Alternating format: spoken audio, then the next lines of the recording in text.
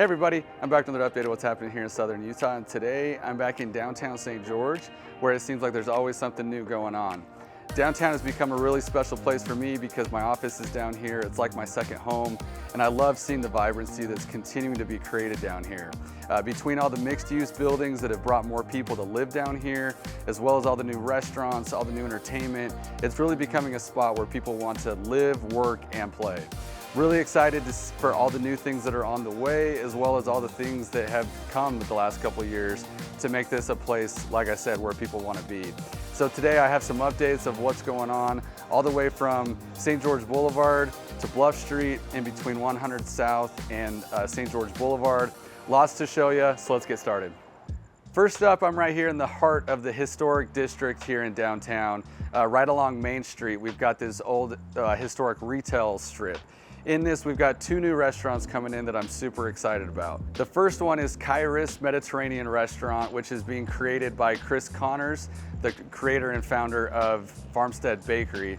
This one's replacing One Hot Grill right on the corner of Tabernacle and Main. Really excited for this one. It's a healthy option. It's gonna be a quick in and out type experience, fast casual. I know he's really excited to get this open, hoping to have it be sometime in September is what the plan is. So make sure to stay tuned for this one because I know it's gonna be popular. Now just rounding the corner from there, there's been a lot of buzz about what's going in the old 25 Main, and it is Pikarica BBQ, another brand new concept being created by guys here as well as in Northern Utah. They have a couple different concepts up there that I'm really excited for. This one is gonna be a Texan barbecue style with a hint of Mexican, beans and rice, along with all your type of smoked meats. There are smokers being created in Texas right now. They're going through the city, just about finished with that so they can start building out the building.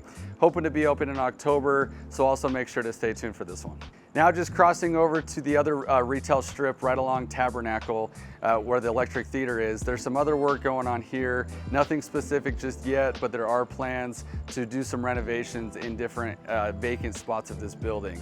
That's what I love about what's happening in downtown, is a lot of this is renovating older buildings or empty lots and turning them into new exciting things. I don't have, again, no confirmation yet what's happening here, but stay tuned as I'll have some more info soon. Then just going further east from there, quick update on the Washington County building. It is the county working on this, not the city. They've taken the whole block with the building as well as the parking structure. It's just about finished. They're hoping to be in by November, and I know they're really looking forward to getting this one done. Now we'll head over to Acton Academy St. George, which is a brand new school here in St. George. It's located in an older house that they've renovated right across from Metcalf Mortuary. This is a self-paced, hands-on, project-based school for kids from 3 to 12 years old at this point. They do everything from starting real businesses to coding, robotics, all different kinds of things in an alternative way to teach kids. They also have an outdoor space they're working on that's not quite finished yet, but it'll have everything from a climbing forest to water play, slackline, all different kinds of activities. I know a lot of people have been excited for this one to open, and they recently just did. Now headed east, we'll go to the St. George Inn that was recently demolished, as I've got an update here. This parcel, along with the car dealership, has become one big piece that will be a future project. The city currently owns it, and they will put it out to an RFP, which is a proposal bid system for developers to put a bid in and create an idea. So right now they've got over 70 ideas in, and I know they're still taking applications, hoping to have all those in and decisions made over the next couple months. The thing I like about this is it makes everybody bring their best, and I really think it's gonna be a really cool project that just adds to the vibrancy of downtown like I keep talking about. Now just a few blocks east from there, on another empty corner, we've got the old Dixie Palms hotel that was recently demolished. No update here as to what's to come, but I am hearing it could be something really cool. They're still going through planning process and different ideas. It is privately owned. I'm hoping to have some more info soon, so make sure to stay tuned for that. Now just going further up the boulevard, a couple recent openings that I know a lot of people are excited about. The first one being Wetzel Pretzels, that's right next to Taco Bell. It's a combination of Wetzel Pretzel as well as Thirst Soda.